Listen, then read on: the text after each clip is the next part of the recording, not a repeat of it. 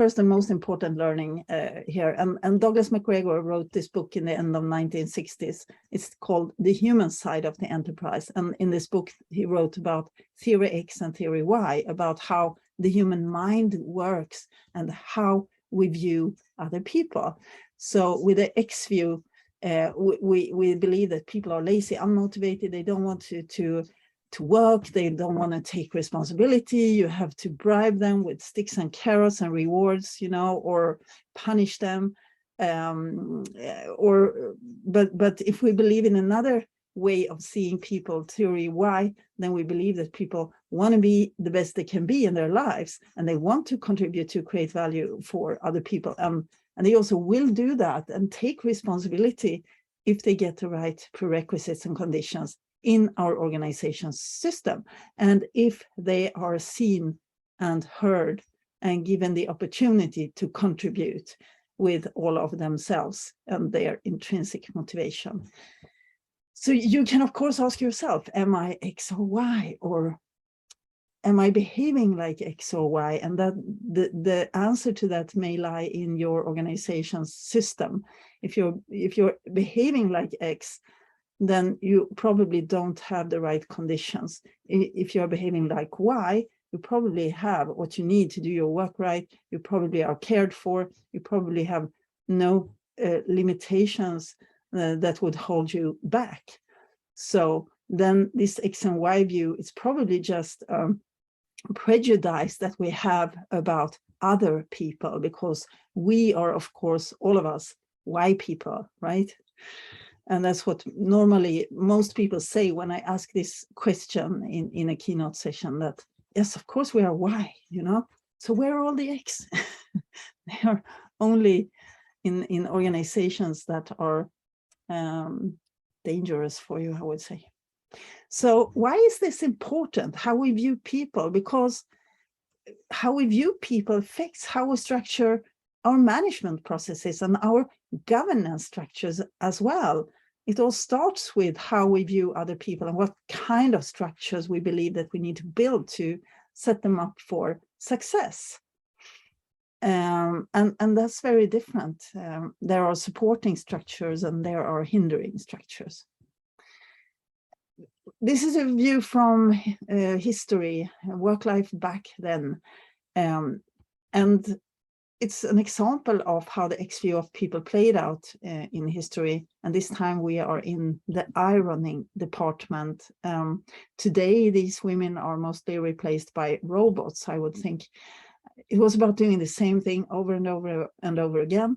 But the women on this picture didn't have a say about how to do the work, because that was already carefully thought out by a few, probably men and engineers in the top of the company. There were the workers and the thinkers. And the thinkers, the engineers, the managers did all the thinking, and the workers were supposed to only use their bodies to produce whatever they were supposed to produce. So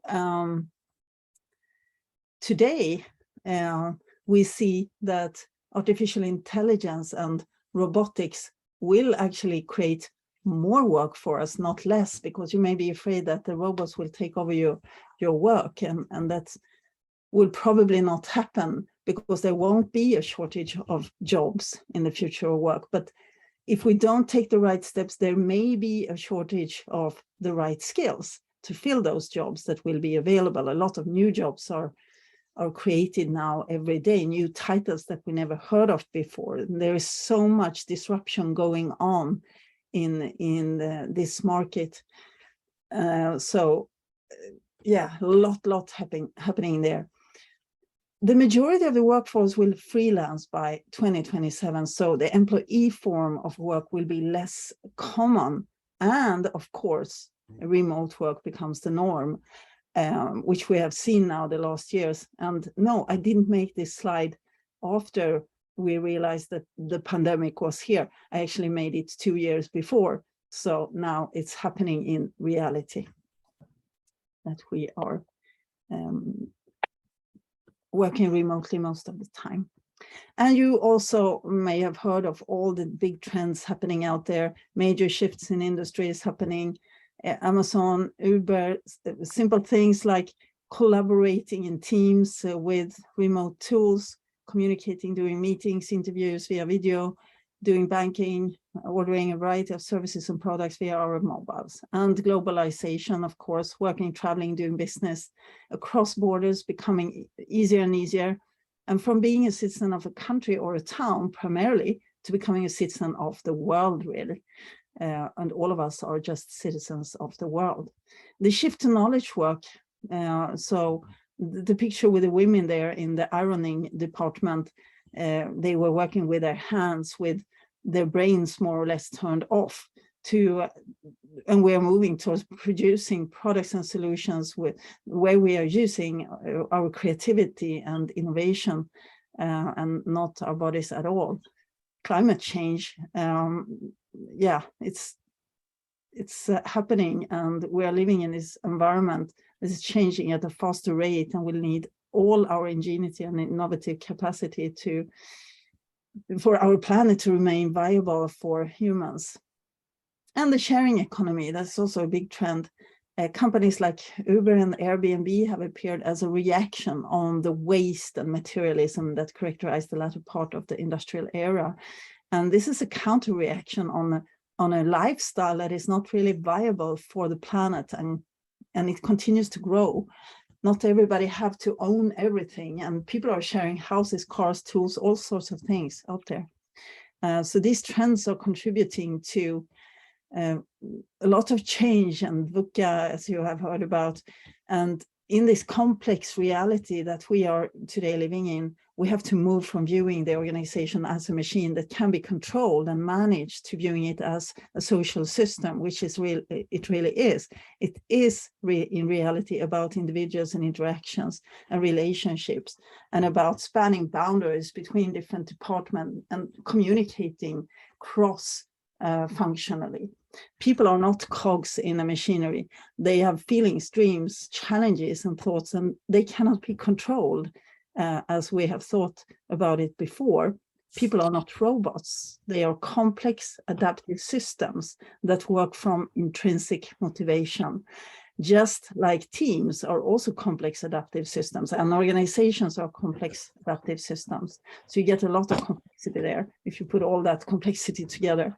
It means that we need to stop to see people as resources and view them as living organisms as they are, who we need to treat differently to work optimally. So everybody's different, everybody has different needs and different degree of needs. So we cannot anymore work with standardization or boxing people into boxes and putting labels on them, or grading them and judging them in performance ratings. We just need skills to understand better what makes each person do what they do, what makes them tick. And to create this well-functioning social system is a very complex task, and we need to use a lot more experimentation and trial and error for it to work. And there are no recipes for success here, and Agile is not the silver bullet. I usually say that agility is an anti-recipe. It's the opposite of a recipe, because we use what works and we experiment to find out what works. We work with trial and error to find what works. So there are no fixed tools or methods or models that always work all the time. And this is really interesting. And so it's both a challenge and an opportunity, I think, for organizations. So what do you need to do to make a person function optimally in a given system? Well, you need to care about basic psychological needs. And these are then on a different degree for everybody. Although we have the same needs as people, we have them to a different degree, all of us. So care for the people, manage the system is something that I usually talk about. I've written 3 books about the topics of Agile HR, Agile leadership, and human motivation at work. And this is the first book that came out in 2017 because I needed course literature for my Agile HR course. There was nobody who had written about it before, and I had been running the course since 2012. The second book is a picture book. with a nice story behind it, because I was in South Africa. I gave a training there, and Elsa Simpson was in my training session. And after the course ended, she came up to me and she said, "Hey, my husband, he read your book, and he was so inspired. So he made 220 illustrations that complemented the message from your book." And then I said, "Wow, that's amazing. Let me meet your husband," I said, and it was Nico Simpson. So he has done all these beautiful illustrations that you see in all my material and in my books. And this picture book that we gave out shortly after that is something that you can actually read online on agilepeople.com if you register, and I can give you a code so that you can go to the shop and get access to it and read it online on our site in a flip book format. We can talk about that, Matt, afterwards. The last book that we have written, it's a co-creation project. It came out in September 2020, and it's a co-creation between me and 35 Agile people from around the world. We each wrote one chapter about one of the Agile People principles. So it came alive during 6 months from March 2020 to September 2020.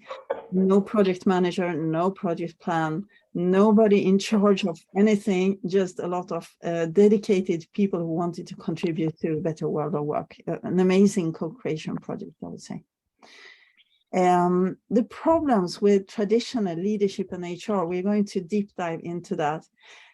So the first problem, of course, is that we believe that we can control reality and make a perfect plan, but reality looks very different. And the problems here are that the world is not predictable anymore, and we need feedback regularly from reality to make the right choices along the way. And of course, you who are more acquainted with agility, you all know these things. But the presentation is mainly for, so that's why I'm focusing on that here. So instead of making this perfect plan that we already know before it starts will not happen, you could say that in Agile, we accept reality as it is and we adapt to it. Another problem is that we are focusing on shareholder value when we should be focusing first on the customer value and the employee satisfaction.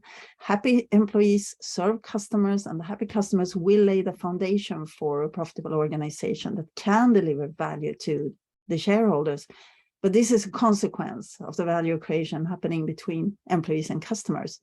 So I spoke to Evan Leaborn. He always say that you're not in business to make money, you are in business to create value for a customer, and it could be internal or external. So when you focus on the value creation, profit will be the consequence. Value comes first and profit follows. So usually companies focus on the numbers, the figures, the income, the profit, you know, but that is really the wrong focus to have. If we focus there, we will never increase that. So like Frederic Laloux so beautifully puts it in his book, Reinventing Organizations, profit is like the air we breathe. We need air to live, but we don't live to breathe. So we need, of course, profit to survive as a company. I, as a small company owner, I know that for sure. But that's not the reason why we run the company. The reason is to create value for some customer or change the world of work, which is my reason for running Agile People. And for HR, customers are managers and employees. Another problem is that our organizational current system, the traditional system, is not making it very easy for us to perform and be happy. Instead, the system is limiting us, putting obstacles in the way for great performance and letting people be themselves and perform from their unique abilities and skills. Think about this. A good system can make a mediocre person fantastic, and a bad system can make a high performer perform really, really bad. So fix the system, as William Edwards Deming rightfully says. Now I'm moving into beyond budgeting a little bit, because I've been doing some sessions together with Bjarte Bogsnes. We have done training together, and he talks about control in a way that I like very much. The definition of control is the power to influence or direct people's behavior or the course of events. And in business terms, this means controlling people and controlling the future. And this is the grand illusion that many managers have, that people can and must be managed, and that the future is predictable and manageable. And both of these things, we know it doesn't work. We cannot control the future, and we cannot control people, because they will behave in the way that they choose to behave, regardless of what we say or do. And the budget problems are very, very obvious here. We have a very, very time-consuming process. Everybody who's been involved in a budget process knows this. And the assumptions that we make in this budget process are very quickly outdated as well. It stimulates a lot of unethical behaviors, like competition and brown-nosing, and not helping your peers, but first making sure that you reach your fixed goals so that you get your bonus or reward for doing that. And this creates illusions of control when you have this budget that you have planned for a year in advance. You think you have control, but you don't have it. And decisions are here made too early and too high in the organization. It guarantees that you have the planned costs, because you can be sure that people will use up their cost budgets, but it does not at all guarantee that we have the planned revenues. It can also prevent us from performing other value-adding activities that we could engage and have the fixed annual budget. And then the fixed annual budget is broken down into departments, into teams, and managers are then given goals, finance goals that they are supposed to reach. And then they are breaking it down to their employees, and then they are rating those people once a year in these traditional performance ratings. And why is this not a good idea? Well, a year is much too long. Of course, we cannot plan a year ahead. The organizational reality changes much too quickly. There is no proactivity in this process. We are focusing on judging the past instead of leaning forward and looking at how can we improve for the future, which is the way to go instead. Does the boss really know best how I have performed? Well, maybe the customer knows better, or maybe some people in my organization, the peers that I'm working with, knows better. Maybe we should involve them, if we should at all judge people. I'm not a fan of judging people at all, actually. We should stay out of doing that. That's only your view of somebody else, and that may be right or wrong, but there is probably a reason why the person has behaved the way they have. So gathering information about that and instead supporting the person to perform better is a better choice, a better path to choose moving forward. It's connected to salaries. It leads to sandbagging, lower set goals, because I will make sure that I can reach my goals so that I get that bonus or raise. Of course, otherwise I can't go on vacation with my family, if I don't get my bonus. So it's not a very good process to keep doing. We are sub-optimizing also here for me and for my team. It breeds competition and not cooperation. And we are focusing on the wrong things, just results and not the good behaviors that we so much want more of and need more of in organizations. The employee engagement is another problem. So Gallup survey is doing a survey regularly.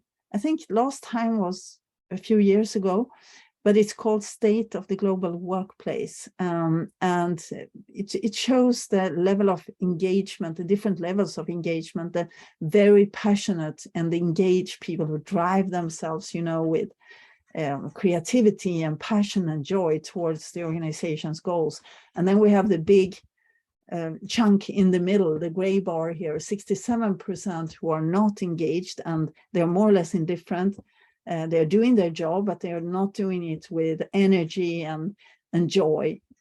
So they are mostly waiting for lunch or for the workday to end. They are sleepwalking more or less through the day. And then we have the actively disengaged here, who we want to get rid of because often they are out to hurt their employer. So the potential return on investment, if you look here, is to lift the 67% in the middle. It's not to put more money on the green 15% because they are already engaged and they are running, and money will not motivate the best. Money will never motivate the best people. They will run anyway. So put your effort on the 67% in the middle and try to get rid of the 18% who are disengaged. That's my advice. Another problem is the low level of psychological safety in organizations. So what is needed most for the future of work to handle the high VUCA level that we are facing and this increasing complexity? It's creative, innovative people who can invent the new products and services that our customers want and need. And to release creativity and have enough innovation and new ideas coming from employees, they need to experiment a lot. New ways of working, new products and services, new ways of delivering, always being curious and find new ways that could be beneficial. And to be able to experiment more, we need to make it safe to fail. And if we don't, we will not start enough experiments where the chance is that we will fail. And every failed experiment is a source of learning and growth, which is needed for doing the next experiment. So if we punish people for failing, they will not even try. And if we don't allow failure, we stifle people's creativity. And if we look for scapegoats every time something goes wrong, we will never reap the benefits of new ideas, experiments, and innovations. So a psychologically safe workplace, therefore, is the foundation for a resilient and adaptable organization that can transform along with its customers and satisfy new needs that emerge from the new reality. And this is where it starts, psychological safety. Amy Edmondson has written a fantastic book called Fearless Organizations that you should read about psychological safety in organizations. Another problem, managers are feeling a lack of psychological safety in agile transformation programs. They may wonder, what is happening to me and my role when we go agile? What will become of me when everybody seems to be able to lead themselves and they don't need to be managed anymore? And this problem needs to be taken very seriously, and because it could potentially ruin the whole change initiative. Because, you know, the skills that took managers to the position where they are in today are often not the skills that is needed to lead in a complex world. So for an organization that aspires to increase business and people agility, it's more about removing impediments for people to be able to perform them, managing and making decisions. Although sometimes the organization needs someone to make the tough decisions, so you need to be a bit like a chameleon to change shape and be different persons depending on the need of your people. So how do managers go from this traditional high power and status to servant and transformational leadership? Well, we need to make it possible for leaders to change in the system by changing the environment.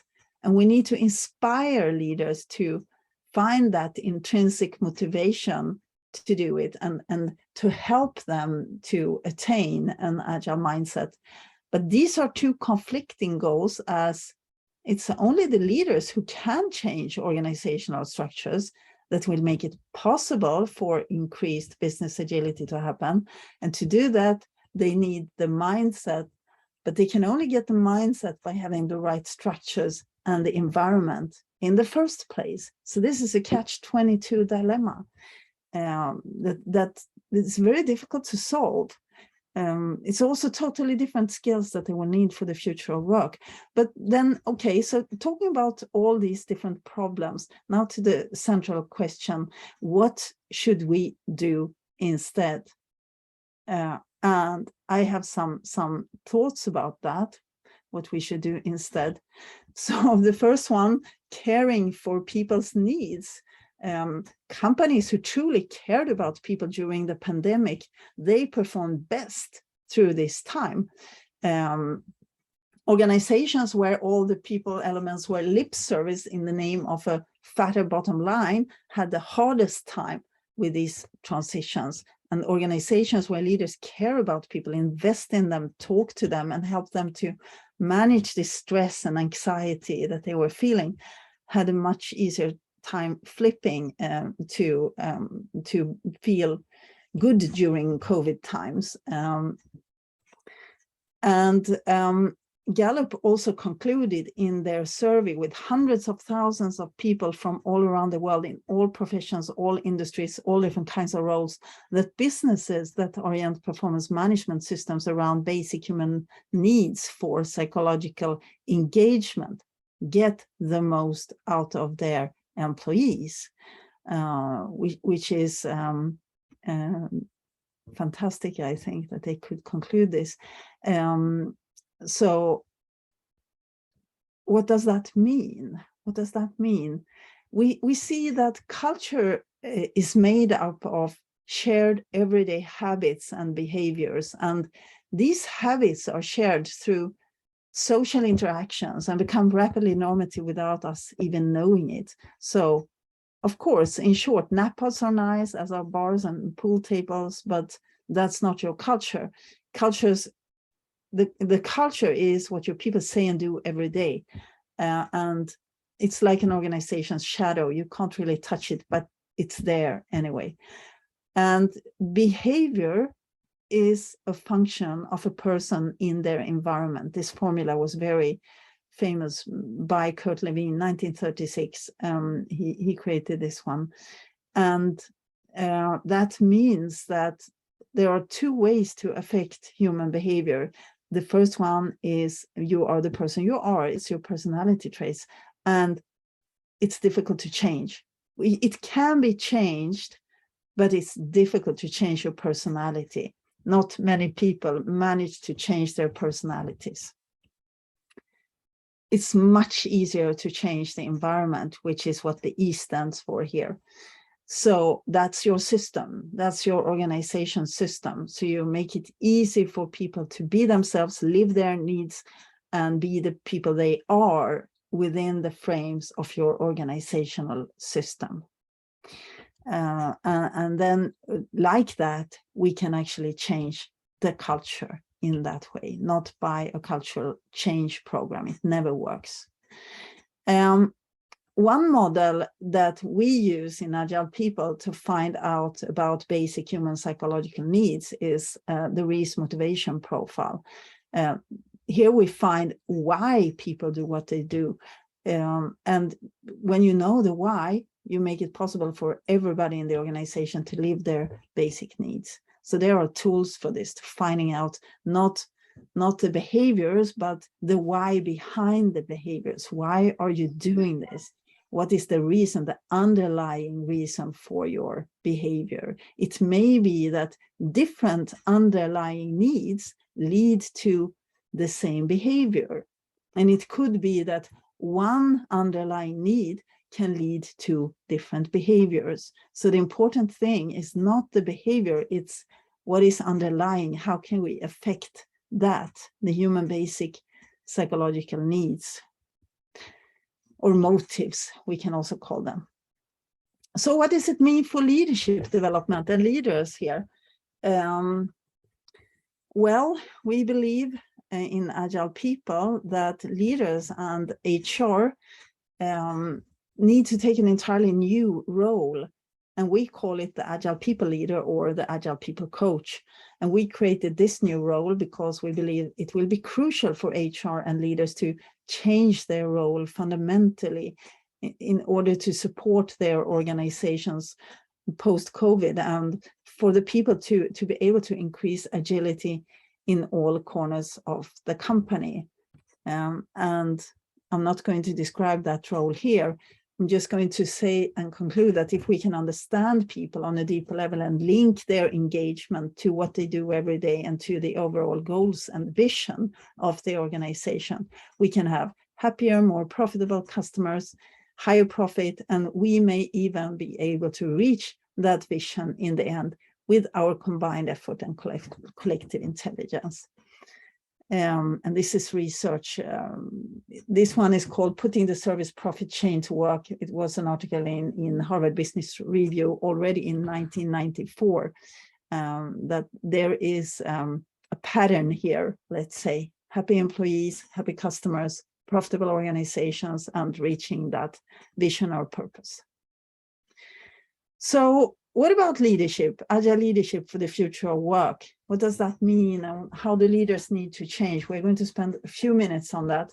We are moving here from managing performance, micromanaging performance, where you tell people what to do, not listening to better ideas from your employees, to enabling performance. And here, in this scenario, the CEO is your chief enabling officer, not the chief executive officer. Everyone needs to work, of course, it's not just the CEO, but everyone needs to work with a supportive and facilitating leadership that should be all about creating motivation towards common goals. A good leader can create prerequisites for performance and co-worker satisfaction. And how do you build psychological safety is if you are a manager? How do you create this environment where people feel free to learn and speak up and admit errors and make mistakes so that everyone can learn from them? Instead of covering up your mistakes, you openly tell about them so that everybody can learn. Well, leaders need to go first, like always. You need to show vulnerability. You need to ask a lot of questions and admit that you are not perfect. You must acknowledge your own fallibility. We can't know what will happen. We need everybody's brains to try to figure out the best way forward, you may say. And you create the necessary safe space for speaking up when something is not right. You ask a lot of questions to show that you don't have the answers. And if you do these things, you can maximize your learning by making it okay for people to ask questions before and after they make mistakes, preferably maybe before, but so that the entire organization can learn faster, which is the goal, because learning organization will be the only competitive advantage for the future of work, because you can copy everything, raw materials and production processes and marketing campaigns. You can copy almost everything, but this ability to learn faster than your competitor, it requires people to be empowered. It requires people to be free to perform and be happy. And then we have a very good metaphor for leadership, which is the gardener metaphor. You may have heard it before, but it's worth repeating, I think, because in this scenario, the company is a garden and there is an overall purpose with the garden. And there are different purposes with different gardens. It could be to be as beautiful as possible, a lot of nice flowers or similar, or it could be to deliver fruits and vegetables or something else. But regardless of the purpose, the garden needs to be taken care of to reach the purpose. We need to take care of the plants. Different plants have different needs. Some like to grow in the shadow, some like more sunshine. They need more or less water.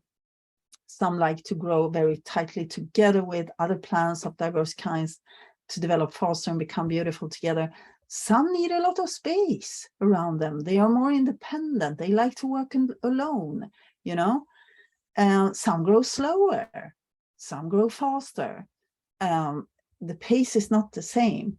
And the agile leader here is the gardener who takes care of the plants, trying to fulfill the purpose of the whole garden at the same time. So caring for the plants and managing the garden system. The gardener can create conditions for the plants to grow by giving them the right soil, the right environment and everything. But you cannot force the little seed to grow or the plant to grow. you can scream to it all you want. It won't grow faster or better because you scream or command it to grow better or quicker or whatever. We can only give the right conditions in the garden, and then we need to hope. We hope it will grow, you know. Everybody who has been trying out gardening knows this, that you need knowledge about the particular plant, how to treat it, and then you treat it that way, and you can only hope that it will grow. And if it doesn't, we need to deal with it. It could be that this seed doesn't grow in our environment. For example, wine doesn't grow in Sweden. It's obvious. It's too cold. There could also be something wrong with the seed inside. There are bad seeds, but they are very, very few. So if the seed, there is something wrong in the seed, we will see, how can we deal with that? Is there something that our organization can do to make it better? Is it going through a divorce maybe? Maybe it has a problem with alcohol or whatever. We don't know. If the seed is sick, then we may try to help as much as we can, but there is a limit to how much organizations can help. And then we come to a point where, sorry, we can't help you anymore. We have tried for 5 years, and we need to help that person out of the organization. And maybe help them find another organization where they can grow and develop and contribute, you know. And this is HR's task, to work with these things, to understand human needs, to give the conditions for people to grow and develop. And that is also the leader's task. So care for the people, manage the system. That's what I always preach.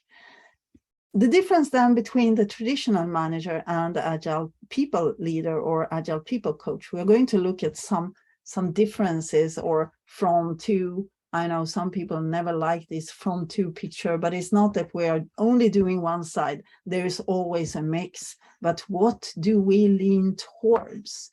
And what do we need to complement with for the future of work? That's how you should use it. It's not either or. It's never black or white. It's always gray somewhere in the middle. So instead of having no competence or very low competence in lean and agile, you need, as a leader, deep competence in lean and agile. Instead of having deep skills just in some specialist area, you also need deep skills about people. Instead of being only process driven, you also need to be people and purpose driven. Instead of having just a fixed mindset, you need to move towards having a growth mindset. Instead of command and control, I decide. You want empowerment and alignment. I facilitate, I enable, I develop people, okay? Instead of focusing heavily on numbers and figures, we focus more on the people and creating conditions for them to be able to be happy and perform, and then the numbers will come. We need to rely on that, and we need to trust that. Instead of having artificial harmony, where everybody is moving around not daring to say anything because they are scared to get fired or be punished, or, you know, just keep quiet and nothing bad will happen to you, some people say. We need that level of healthy conflict to get to the good solutions, to have the experimental approach, innovation power, creativity with people. We need for people to speak up and tell about their ideas and about what they think and believe. Instead of telling what to do, we need to storytell to inspire action. And instead of judging employees in ratings, we need to coach employees to perform, help them with coaching conversations. Instead of local optimization, we need to optimize for the whole company instead of sub-optimizing. Instead of deciding on career paths, you mentor growth. And instead of carrots and sticks, we work with dialogues about your intrinsic motivation. Instead of decision delay, we have faster decentralized decision making. And instead of speaking and proposing, we can also frame, probe, and listen. And it's not either or. It's always both. But what are you leaning towards, and how can you move maybe a little bit more towards the right side of this slide? What about Agile HR what is the change that HR needs to go through? Well, the agile model of HR states that human resources job is not just to implement control standards, drive execution, and check compliance to HR processes, but it's rather to facilitate and improve organizational agility. And this changes HR's mission and focus heavily. Driving agility means driving programs which create adaptability, innovation, collaboration, and speed. And why should then HR be leading this change from traditional to agile? Well, because it's all about the people and the system in which the people live and work. If we can get the right conditions for people, they will take care of the rest. We don't need to do more things. We need to learn how to stop hindering people from giving their best effort to the company by providing the wrong structures. HR has the power to decide on these structures that can support people to perform or make it more difficult to contribute in creative and innovative manners. And that is why HR is controlling. Often in big organizations, HR controls change management, leadership development, people development, talent acquisition, performance management, compensation and benefits, you name it, all these deep structures and deep processes that permeate the whole organization. So HR can support or hinder the change. That's why HR needs to go first and apply the change to themselves. And here HR has the opportunity to really make a difference by realizing this.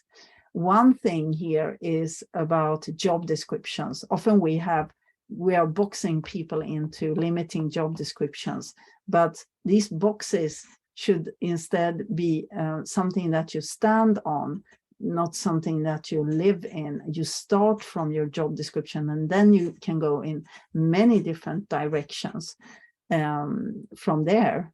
And T-shaped competence is one way of doing this. You're great at this one thing and familiar with all this other stuff. You may have a specialist area and then you are proficient in many different areas, but you can do a lot of other things as well. And that creates flexibility, both for the individual, where it's possible to broaden or deepen their competence depending on what they are interested in. Also for the team, it creates an increased flexibility when everyone can take on each other's tasks and they learn from each other. That's competence development, when you learn from each other in the team and you try out many different things. For the organization, it's a flexibility where we make competency shifts possible and we minimize the risk for bottlenecks in competence. We have a much better adaptability to changing organizational competence requirements if we are T-shaped. And we don't have to fire people because we don't need their job role anymore. They can always do something else if they are T-shaped.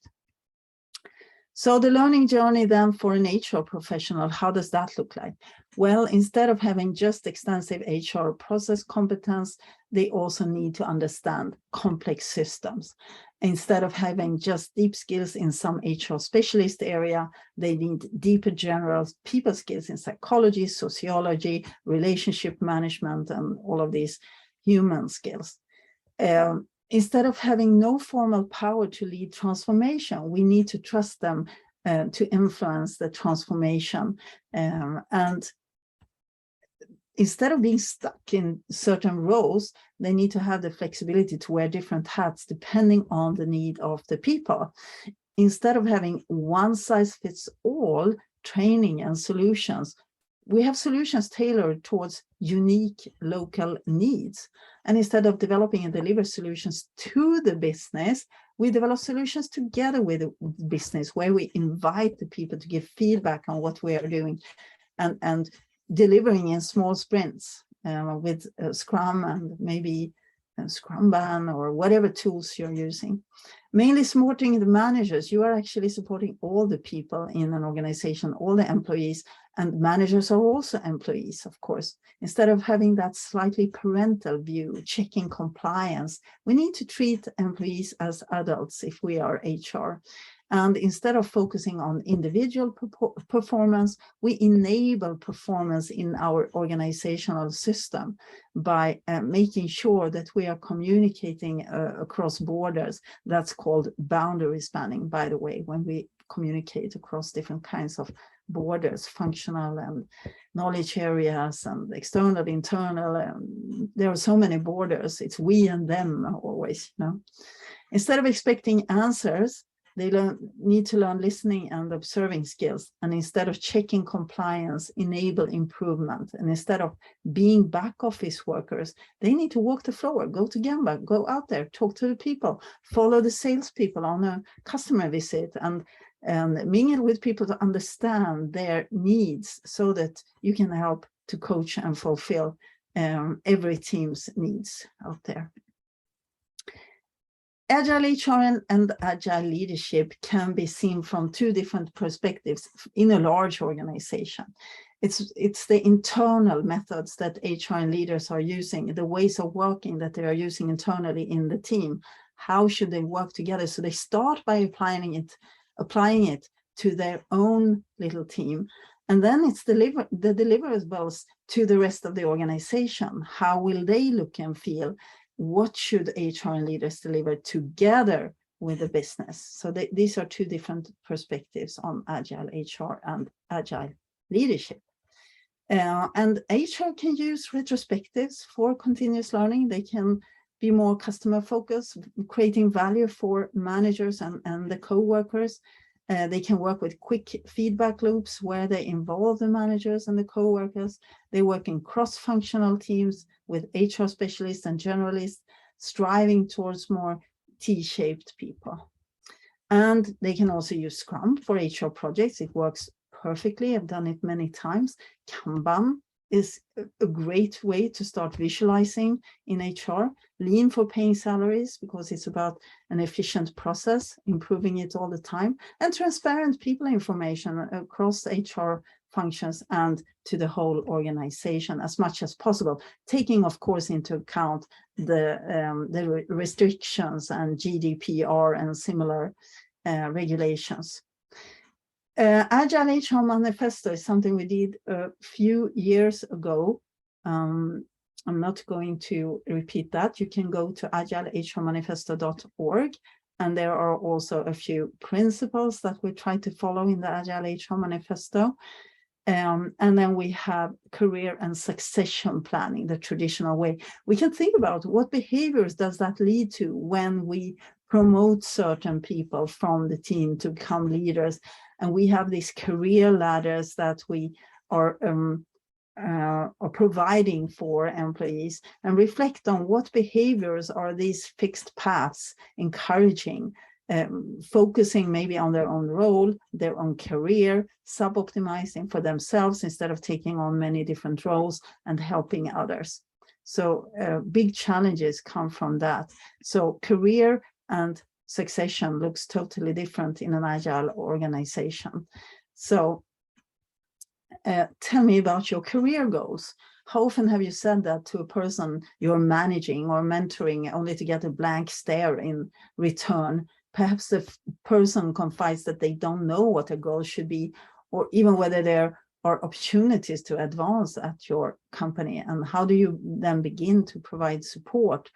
So it's all about, you know, envisioning a career. Usually we imagine a direct path with a final destination. And not long ago, this concept was useful. Career growth meant attaining incremental increases in prestige and in compensation. You could look at the past and use it to get an idea of the future, taking the steps that others took to get to the same place where they got. But this vision of career growth no longer matches reality. We no longer need to be good at predicting the future. We now have to succeed when the future is unpredictable instead, and we have to abandon the career myth and create a new framework for personal and professional growth. So we can ask, different types of questions instead, and provide a very personalized career journey. I used to call it a career mosaic that is very specific for the actual person in front of you, understanding what their needs are, understanding what they like doing, what they not like, what they don't like doing, what types of work that engage them or makes them passionate, and what skill gaps that are standing in their way, and what strengths they can build on. So these kind of questions. Everybody wants a coach, nobody wants a manager, I usually say. So principles for career and succession. I'm wrapping up here now. Instead of having strict career paths, we have no strict career paths. It can look very different depending on the person and the person's life situation. Maybe they have kids at home or elderly parents at a certain time in life, but in the next year, they may have a totally different situation, and then we need to adapt to that. Instead of having the purpose of getting a better title and more money, it's about competence development. And instead of predefined titles, it's about setting your own title. And instead of managers deciding about succession, it's about letting employees maybe nominate future managers. Instead of having a non-transparent process, we can have a transparency in who will replace who. I have so many stories about that. A few candidates in an Excel sheet was almost always the case when there was a vacancy in top management. Instead, all people in the company can be considered. And a very concrete tool to use to understand the employee experience is the employee experience journey mapping that I'm working with in companies, where we do a persona, and then we look at the interaction points that this persona has with the organization in the different HR processes. And that way we can tap into the needs and understand an employee's journey through the organization, through attraction, recruitment, onboarding, engagement, development, performing, rewarding, and exiting in the end. So this is built on a life cycle of an employee. How do you start then with Agile HR and Agile leadership? Well, do like Albert Einstein says, make everything as simple as possible, but not simpler. So run a retrospective every week in the HR team. Visualize work on the wall with a Kanban board that develops the team. Make a backlog with the leadership team together. Start a daily morning meeting in the HR team. Try to strive towards more T-shaped HR people, or start giving feedback using kudo cards, or find a common HR project that you could use as a pilot Agile project where a cross-functional HR team could all contribute to that pilot project. Small changes will gradually change the culture and increase agility in your HR team. But we cannot do it alone, you know. To be able to remove limiting structures and change culture and start collaborating towards a more agile future, we need to join forces. So leaders, HR, finance, marketing, manufacturing, all the different leaders and HR and employees need to start talking across boundaries of different kinds, starting the conversations, nudging the system and the people, and move in that common direction together, very, very gradually. And when we work with agility, we don't follow any recipes, because there are no recipes or best solutions that always work. You know, best practice is past practice, or only mediocre companies use best practice. And you will never be better than competition if you use best practice in the future of work. So, you know, I used to call agility is an absence of a recipe, it's an anti-recipe. It's to use what works. That's agility for me. So how do we then change the system or grow a good culture? Well, we start by changing or removing limiting structures, mainly from finance and HR. Is to unlearn, it's to relearn, it's to forget about what you knew in the past and learn new things. And it's about increasing instead supporting structures. That could be OKRs, for performance management, it can, or goal setting, it can be Scrum for HR projects or a Kanban board or anything. So use the agile structures and tools and methods and models and do experiments with these. And then you will start showing new behaviors that come from learning new ways of acting and working. And it's a very slow, gradual approach. And then we repeat from one, because those limiting structures have a tendency to come back, and it's called bureaucracy. It happens in all large organizations. We have, of course, also created the agilepeoplemanifesto.org. So go there, have a look at it, and you will find that it's been translated to many different languages. And last but not least, I invite you to join the Agile People community if you're interested. You can visit agilepeople.com for more information. You can be a free member there, and welcome, I would say. So I think that's it, and we can open up maybe for some questions if you have any questions.